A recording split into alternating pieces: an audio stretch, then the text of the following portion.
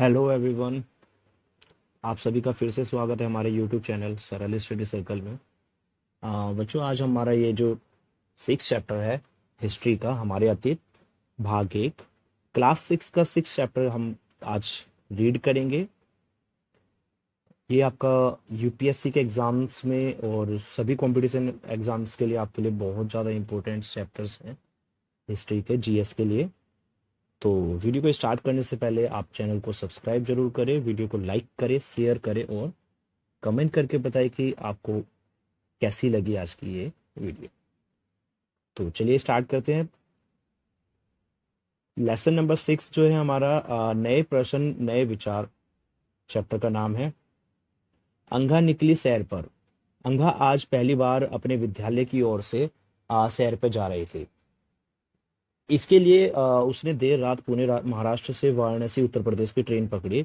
Station पर अंगा को छोड़ने आई उसकी माँ ने अध्यापिका से कहा, बच्चों को बुद्ध के बारे में बताने के साथ साथ उन्हें सारनाथ दिखाने भी ले जाइएगा।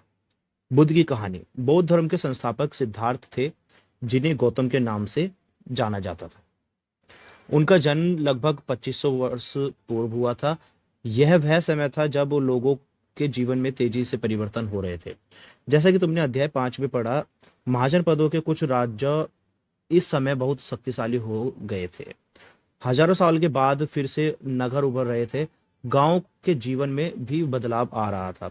अध्याय 9 देखिए। देखो, बहुत से विचारक इन परिवर्तनों को समझने का प्रयास कर रहे थे। वे जीवन के सच्चे अर्थ को भी जानना चाह रहे थे। बुद्ध क्षत्रिय थे तथा शाक्य नामक एक छोटे से गण से संबंधित थे। युवावस्था में ही ज्ञान की खोज में उन्होंने घर के सुखों को छोड़ दिया था। अनेक वर्षों तक वे भ्रमण करते रहे तथा अन्य विचारकों से मिलकर चर्चा करते रहे। अंततः ज्ञान प्राप्ति के लिए उन्होंने स्वयं ही रास्ता ढूंढने का निश्चय किया। इसके लिए उन्होंने बोध गया बिहार में एक पीपल के नीचे कई दिनों तक तपस्या की। अंततः उन्हें ज्ञान प्राप्त हुआ। इसके बाद से वे बुद्ध के रूप में जाने गए। यहाँ से वे वाराणसी के निकट स्थित सारनाथ गए, जहां उन्होंने पहली बार उपदेश दिया। कुशीनारा में मृत्यु से पहले का शेष जीवन उन्होंने पैदल ही एक स्थान से दूसरे स्थान की यात्रा करने और लोगों को शिक्षा देने में व्यतीत किया। फिर ये आपको दिखा रखा है सारनाथ स्तूप। इस इमारत को स्तूप के नाम से जाना जाता है। यहीं पर बुद्ध ने अपना सर्वप्रथम उपदेश दिया। इसी घटना की स्मृति में यहाँ स्तूप का निर्माण किया गया। अध्याय 11 में तुम इन स्तूपों के बारे में और अधिक पढ़ोगे। ये स्तूप है, ठीक है। फिर देखिए, बुद्ध ने शिक्षा दी कि यह जीवन कष्टों और दुखों से भरा हुआ है और ऐसा हमारी इच्छा और लालसा को जो हमेशा पूरी नहीं हो सकती के कारण होता है। कभी कभी हम जो चाहते हैं वह प्राप्त कर लेने के बाद भी संतुष्ट नहीं होते एवं और अधिक अथवा अन्य वस्तुओं को पाने की इच्छा करने लगते हैं। बुद्ध ने इस लिप्सा को लिच्छा या तृष्णा कहा है। बुद्ध ने शिक्षा दी कि आत्मसंयम अपनाकर हम ऐसी लालसा से मुक्ति पा सकते हैं। उन्होंने लोगों को दयालु होने तथा मनुष्यों के साथ साथ जानवरों के जीवन का भी आदर करने की शिक्षा दी। वे मानते थे कि हमारे कर्मों के परिणाम, चाहे वे अच्छे हो या बुरे, हमारे वर्तमान जीवन के साथ साथ बाद के जीवन को भी प्रभावित करते हैं। बुद्ध ने अपनी शिक्षा सामान्य लोगों की प्राकृत भाषा में दी। इससे सामान्य लोग भी उनके संदेशों को समझ सके। वेदों की रचना के लिए किस भाषा का प्रयोग हुआ था? तो बुद्ध ने कहा कि लोग किसी शिक्षा को केवल इसीलिए नहीं स्वीकार करें कि यह उनका उपदेश है, बल्कि वे उसे अपने विवेक से मापे। आओ देखें उन्होंने ऐसा किस प्रकार किया।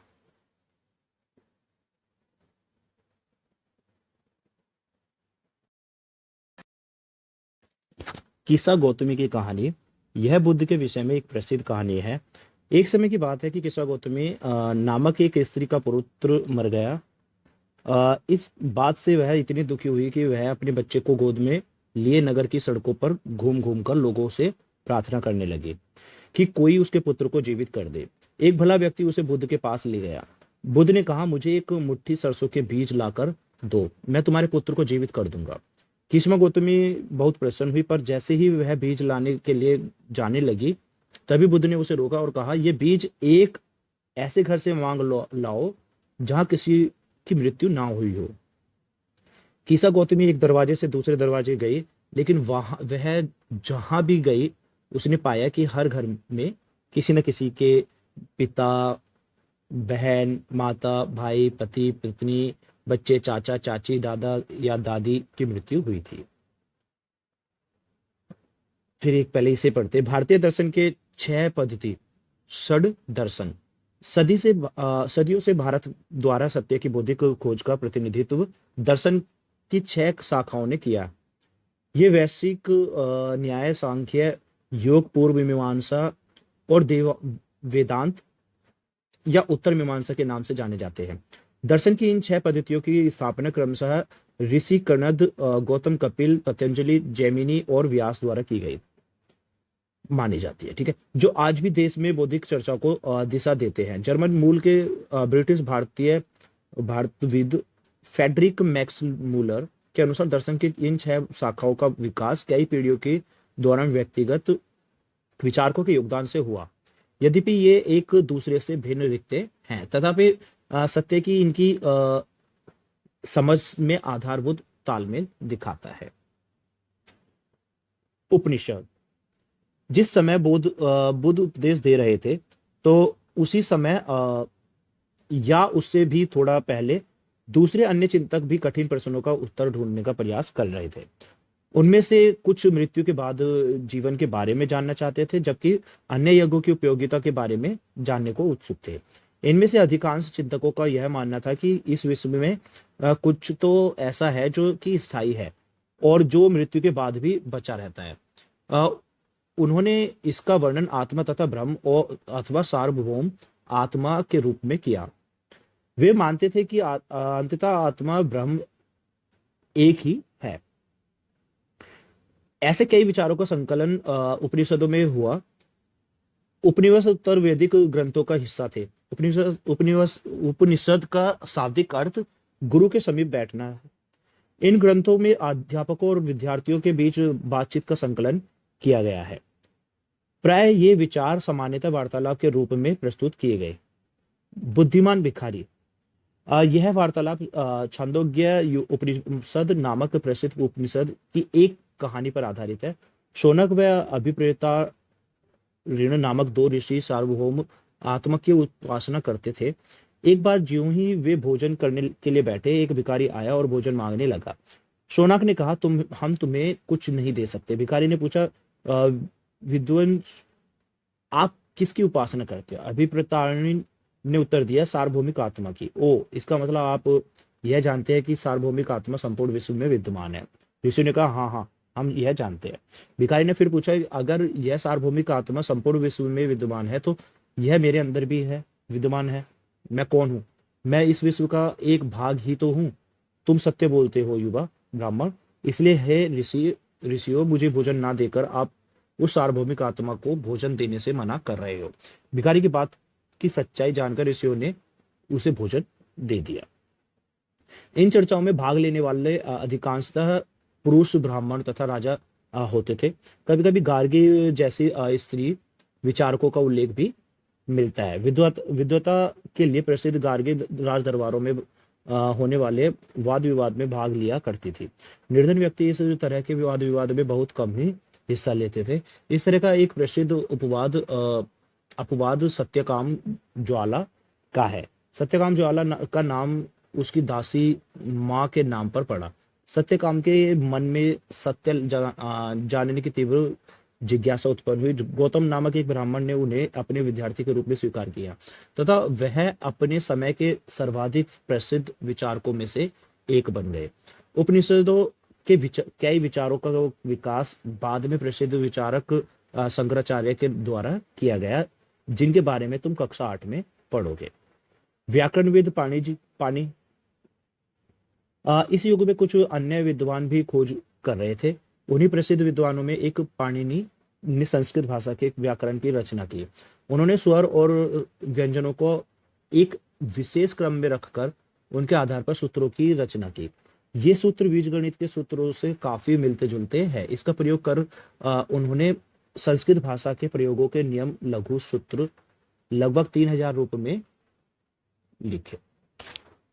फिर जैन धर्म, इसी युग में अर्थात लगभग 2500 वर्ष पूर्व जैन धर्म के 24वें तथा अंतिम तीर्थंकर वर्धमान महावीर ने भी अपने विचारों का प्रसार किया। वह वज्जी संघ के लक्ष्वी कुल के एक क्षत्रिय राजकुमार थे। इस संघ के विषय में तुमने अध्याय 5 में पढ़ा है। 30 वर्ष की आयु में उन्होंने घर छोड़ दिया और जंगल में रहने लगे। 12 वर्ष तक उन्होंने कठिन व एकाकी जीवन व्यतीत किया। इसके बाद उन्हें ज्ञान प्राप्त हुआ। उनकी शिक्षा सरल थी। सत्य जानने की इच्छा रखने वाले प्रत्येक स्त्री व पुरुष को अपना घर छोड़ देना चाहिए। उन्होंने अहिंसा के नियमों का कड़ाई से पालन करना चाहिए, मतलब उनको अहिंसा के जो नियम है उनका कड़ाई से पालन करना चाहिए। अर्थात किसी भी जीव को ना तो कष्ट दिया जाना चाहिए और ना ही उसकी हत्या करनी चाहिए। महावीर का कहना था कि सभी जीव जीना चाहते हैं, सभी के लिए जीवन प्रिय है। महावीर ने अपनी शिक्षा प्रकृति में दी। यही कारण है कि साधारण जन भी उनके तथा उनके अनुयायियों की शिक्षाओं को समझ सके। देश के अलग अलग हिस्सों में प्राकृत के अलग अलग रूप प्रचलित थे। प्रचलन क्षेत्र के आधार पर ही उनके अलग अलग नाम थे। जैसे मगध में बोली जाने वाली प्राकृत मागधी कहलाती थी। जैन नाम से जाने गए महावीर के अनुयायियों को भोजन के लिए भिक्षा मांगकर सदा जीवन बिताना होता था। उन्हें पूरी तरह से ईमानदार होना पड़ता था और चोरी न करने की उन्हें सख्त हिदायत थी। उन्हें ब्रह्मचर्य का पालन करना था। पुरुषों को वस्त्रों सहित सब कुछ त्याग देना पड़ता। जैन शब्द जिन शब्द से निकला है, जिसका अर्थ है विजेता। अधिकांश व्यक्तियों के लिए ऐसे कड़े नियमों का पालन करना बहुत कठिन था। फिर भी हजारों व्यक्तियों ने इस नई जीवन शैली को जानने और सीखने के लिए अपने घरों को छोड़ दिया। कई अपने घरों पर ही रहे और भिक्खु भिक्खुनी बने लोगों को भोजन प्रदान कर उनकी सहायता करें। मुख्य व्यापारियों ने जैन धर्म का समर्थन किया। किसानों के लिए इन नियमों का पालन अत्यंत कठिन था, क्योंकि फसल की रक्षा के लिए उन्हें कीड़े मकोड़ों को मारना पड़ता था। बाद की सदियों में जैन धर्म उत्तर भारत के कई हिस्सों के साथ साथ गुजरात, तमिलनाडु और कर्नाटक में भी फैल गया। महावीर तथा उनके अनुयायियों की शिक्षाएं कई शताब्दियों तक मौखिक रूप में ही रही। वर्तमान रूप में उपलब्ध जैन धर्म की शिक्षाएं लगभग 1500 वर्ष पूर्व गुजरात में बल्लवी नामक स्थान पर लिखी गई थी। मानचित्र 7 पृष्ठ 105 देखे। संघ महावीर तथा बुद्ध दोनों को का ही मानना था कि घर का त्याग करने पर ही सच्चे ज्ञान की प्राप्ति हो सकती है। ऐसे लोगों के लिए उन्होंने संघ नामक संगठन बनाया, जहां घर का त्याग करने वाले लोग एक साथ रह सके। संघ में रहने वाले बौद्ध भिक्षु के लिए बनाए गए नियम विनय पिटक नामक ग्रंथ में मिलते हैं। विनय पिटक से हमें पता चलता है कि संघ में पुरुषों और स्त्रियों के रहने के लिए अलग अलग व्यवस्था थी। अभी व्यक्ति संघ में प्रवेश ले सकते थे। हालांकि संघ में प्रवेश के लिए बच्चों को अपने माता पिता से, दासों को अपने स्वामी से, राजा के यहाँ काम करने वाले लोगों को राजा से तथा कर्जदारों को अपने देनदारों से अनुमति लेनी होती थी। एक स्त्री को इसके लिए अपने पति से अनुमति लेनी होती थी। संघ में प्रवेश लेने वाले स्त्री पुरुष बहुत सादा जीवन जीते थे। वे अपना अधिकांश समय ध्यान करने में बिताते थे और दिन के एक निश्चित समय में वे शहरों तथा गांवों में जाकर भिक्षा मांगते थे। यही कारण है कि उन्हें भिक्षु तथा भिक्षुनी, साधु भिखारी के लिए प्राकृत शब्द कहा गया। वे आम लोगों को शिक्षा देते थे और साथ ही एक दूसरे की सहायता भी करते थे। फिर ये देखिए, पहाड़ी की को काटकर बनाई गई गुफा। यह कार्ले वर्तमान महाराष्ट्र में स्थित एक गुफा है। भिक्षु और भिक्षुनी इन शरण स्थलों में रहकर ध्यान किया करते थे। ये दे रखी है, ठीक है ना। फिर किसी तरह की आपसी लड़ाई का निपटारा करने के लिए वे प्राय बैठकें भी किया करते थे। संघ में प्रवेश लेने वाले ब्राह्मण, क्षत्रिय, व्यापारी, मजदूर, नाई, गणिकाएं तथा दास शामिल थे। इनमें से कई लोगों ने बुद्ध की शिक्षाओं के विषय में लिखा तथा कुछ लोगों ने संग में अपने जीवन के विषय में सुंदर कविताओं की रचना की। विहार। जैन तथा बौद्ध भिक्खु पूरे साल एक स्थान से दूसरे स्थान घूमते हुए उपदेश दिया करते थे। केवल वर्षा ऋतु में जब यात्रा करना कठिन होता था तो वे एक स्थान पर ही निवास करते थे। ऐसे समय वे अपने अनुयायियों द्वारा उद्यानों में बनवाए गए अस्थायी निवासों में अथवा पहाड़ी क्षेत्रों की प्राकृतिक गुफाओं में रहते थे। जैसे जैसे समय बीतता गया, भिक्खु भिक्खुनियों ने स्वयं तथा उनके समर्थकों ने अधिक स्थायी शरण स्थलों की आवश्यकता का अनुभव किया। तब कई शरण स्थल बनाए गए जिन्हें विहार कहा गया। आरंभिक विहार लकड़ी के बनाए गए तथा बाद में इनके निर्माण में ईंटों का प्रयोग होने लगा। पश्चिमी भाग में विशेषकर कुछ विहार पहाड़ियों को खोदकर बनाए गए।